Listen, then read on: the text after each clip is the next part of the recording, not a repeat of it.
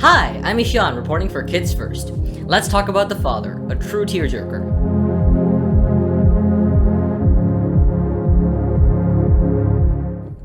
A beautifully made and moving film, The Father depicts dementia in its raw, brutal essence, which will surely make an imprint on your soul. The French-British film centers around aging Anthony, an Englishman who has his ways, as his daughter Anne, played by Olivia Colman, says. Oh, by the way, Anthony is played by the legendary Anthony Hopkins. As Anthony develops dementia and his condition worsens, Anne finds it difficult to balance her life with caring for her father. The film traces how the two of them go about their lives together, and how Anthony's disease progresses. The Father is told in a jumbled manner, all out of order, because our perspective of the film is as Anthony would see it. Anne's husband, Paul, played by Rufus Sewell, and another man who Anthony thinks is her husband, a woman, and several caretakers all appear and disappear throughout the film. Even the settings shift, and you're never really sure where you are, because director Florian Zeller and his crew designed both Anne and Anthony's apartments to look relatively similar, which enhances that sort of perspective of disorientation. Anthony Hopkins has always played cerebral roles, so this more emotional one is actually really unique in his repertoire. It's super raw and visceral. He sheds tears, flies into fits of rage, and immerses himself in the character of a strong-willed man slowly losing his grip on what's happening. The last scene of the film is especially poignant and hard-hitting. No spoilers though. Olivia Colman's portrayal of Anne is one that many who have dealt with a relative suffering from a progressive mental illness will identify with.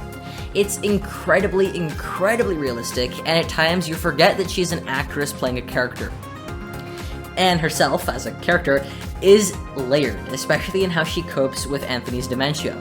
First keeping her emotions all bundled up and tight inside her, and then escalating to emotional breakdowns, and eventually there are some scary fantasies that she has.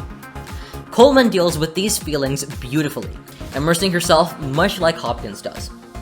Director Florian Zeller isn't actually a director by profession, he's a playwright, and this film was adapted from his play Le Père, or The Father in French.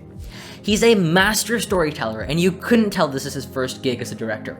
His attention to even the most minute detail, especially with sets, something I'm sure he took from his career in playwriting, combined with his personal experiences, because his grandmother, when he was 12, his grandmother was diagnosed with dementia.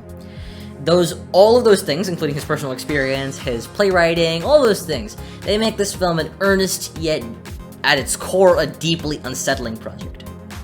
The Father cries out to its viewers to enjoy life while they have their senses, and to show compassion towards those who have begun to lose, or have already lost in the case of Anthony, a clear view of the world. It's a sobering portrait of mental illness, and yet an empowering film for those coping with their individual struggles. There is some profanity, slight violence, a scene where Paul slaps Anthony, but it's all a mirage, don't worry. And Anthony and Anne's father-daughter relationship gets a bit abusive at times. Overall, it's a really wholesome film.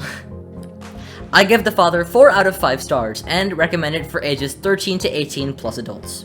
Younger kids could watch the film if they feel comfortable with themes like mental illness, but it is, again, as I said before, a bit of an unsettling project.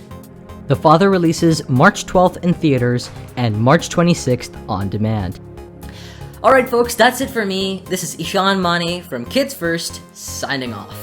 Be sure to like, share, and subscribe, and comment down below. And, of course, stay tuned for more reviews from me and my awesome Kids First teammates. Have an amazing day. Goodbye.